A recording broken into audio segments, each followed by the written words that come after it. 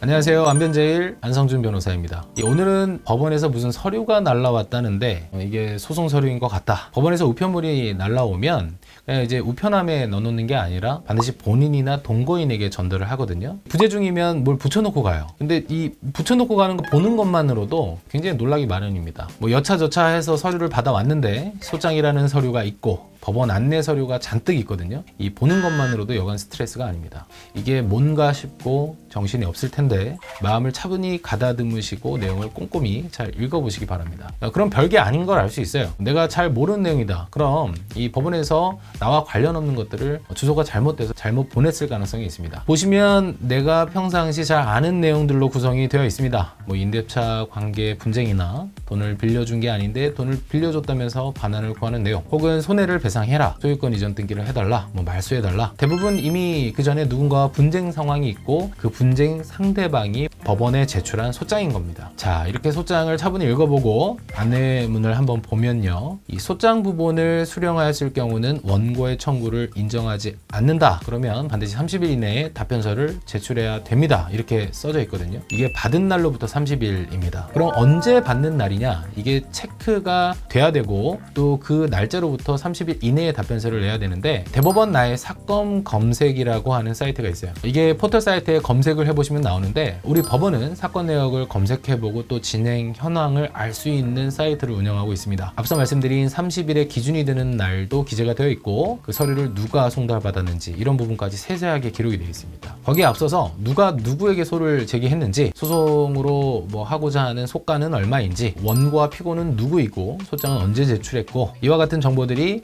입력이 다 되어 있습니다. 자, 그럼 이제 이 30일 이내에 답변서를 제출해야 하는데 30일 내에 답변서를 제출하려고 보니까 변호사를 알아보는데도 시간이 걸리고 사건을 어떻게 대응해야 되는지도 뭐 또 증거를 찾는데도 시간이 오래 걸릴 수가 있어요. 그렇다 보면 30일 이내에 답변서를 작성하는 게 굉장히 촉박합니다. 그래서 여기서 한 가지 조언을 드리자면, 이 법원에서 어떠한 기한을 준수하라고 하면 기본적으로 그 기한을 반드시 지켜야 하는 것들이 있거든요. 뭐 이를테면 뭐 항소기한이나 항고장 제출기한, 이렇게 뭐 불복하는 서류들은 반드시 기한을 지켜야 돼요. 그런데 우리가 소장을 받으면 제출해야 하는 답변서는 30일 이내에 제출하지 않아도 바로 패소를 당하거나 불이익을 입는 것은 아닙니다. 그래도 법원의 명령이니까 30일을 일단 준수하는 게 중요하잖아요. 그래서 이렇게 하시면 됩니다. 간단하게, 원고의 청구를 난 인정할 수가 없다. 다만 아직은 준비가 덜 됐기 때문에 추후에 자세한 답변을 하겠습니다. 이렇게만 딱 써서 법원에 제출하면 그 기한을 준수한 게 되거든요. 그래서 제가 팁을 드리면, 이렇게 방금 말씀드린 그 내용을 간단하게 기재를 해서 일단 내가 준비할 수 있는 시간을 버시는 게 중요합니다. 만약에 답변서를 제출하지 않는다 그러면 말이 좀 어려울 텐데, 이 법원은 무변론 판결이라 그래서 답변서를 제출하지 않았다, 그래서 원고가 승소했다라는 판결을 하게 됩니다. 그래서 실제 판결을 받고 물론 다툴 수가 있어요. 답변서를 내지 않아서 무변론 판결이라고 해서 뭐 다 끝나는 건 아니기 때문에 항소를 할 수 있는 방법이 있는데, 이렇게 되면 내가 3번을 재판받을 수 있는 기회 중에 한 번은 그냥 날리는 게 됩니다. 그래서 이 무변론 판결 선고기일이 잡히게 되면 그 전이라도 답변서를 반드시 내고 대응을 하셔야 합니다. 무엇보다 30일 내에 저희들끼리는 아까 말씀드린 답변서를 형식적 답변서라고 하는데, 그걸 내면 답변서를 낸 것으로 간주를 하고 충분히 준비할 수 있는 시간을 확보하게 됩니다. 자, 근데 주의하셔야 될 게, 내가 받은 게 소장이다 그러면 방금처럼 30일 이내에 대응을 하시면 되는데, 가만 보니 이게 소장이 아니고 지금 명령이다 이러면 2주일, 14일 이내에 반드시 이의 신청서라는 걸 제출해야 됩니다.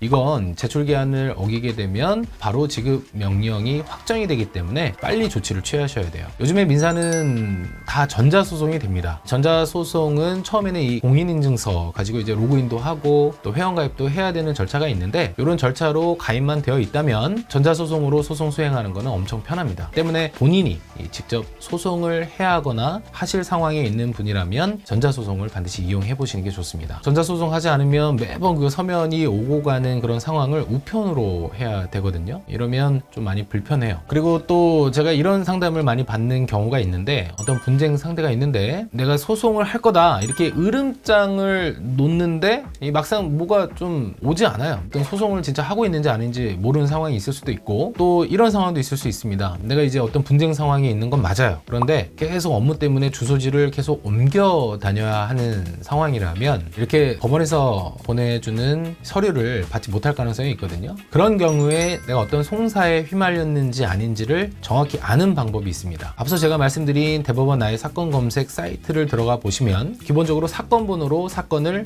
확인하게 되는데, 그 옆란을 보시면 인증서 검색이라는 게 있어요. 그래서 내 주민등록번호와 공인인증서로 검색을 해보시면 누군가 나를 상대로 소송을 제기했거나 혹은 내가 소송을 했었던 내역들이 검색이 됩니다. 그러면 이러한 상황에서 누가 소장을 냈고 또 뭐 나한테 보내기 전이라도 어떤 진행 현황이 있는지를 알 수가 있거든요. 그런 것들을 확인해서 대응할 수가 있죠. 또 계속 말씀드리는 이 송달이라고 하는 건 결국 법원이 보내주는 서류를 받는 행위를 의미하는데, 이렇게 송달받지 못하는 상황을 악용하는 사람들이 있습니다. 원고가 이 피고 몰래 소송을 제기했어요. 이를테면 이혼 소송을 제기하는 경우를 좀 예로 들 수 있는데, 이제 부부가 싸웠습니다. 싸워서 별거 중이면 기존에 전입신고를 해서 주소지로 되어 있는 거는 소송을 제기한 원고 주소지로 되어 있을 가능성이 많거든요. 그러면 그 송달을 원고 주소지로 그냥 해요. 그래서 소송을 진행하는 거죠. 그래서 송달이 됩니다. 자기가 받는 거죠. 뭐 이런 경우도 있을 수 있고, 만약에 본인에게 송달이 되어야 하는 상황이라고 해서 본인 송달이 되지 않으면 수취인 부재, 이런 상황이 된다 하더라도 우리나라는 공시송달 제도라는 게 있어서 일정 기간 송달 기간을 정해놓고 그 기간이 지나면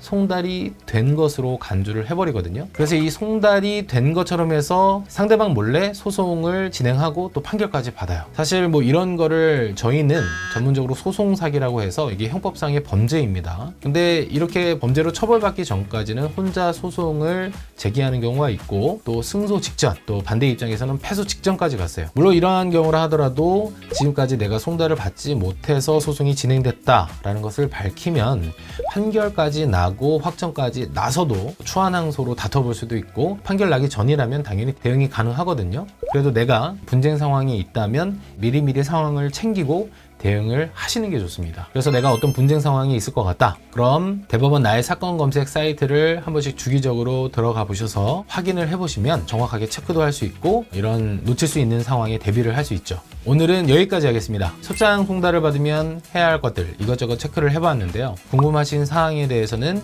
영상 하단에 카카오톡 오픈 채팅 링크로 문의를 주시면 상세히 답변을 드리도록 하겠습니다. 감사합니다.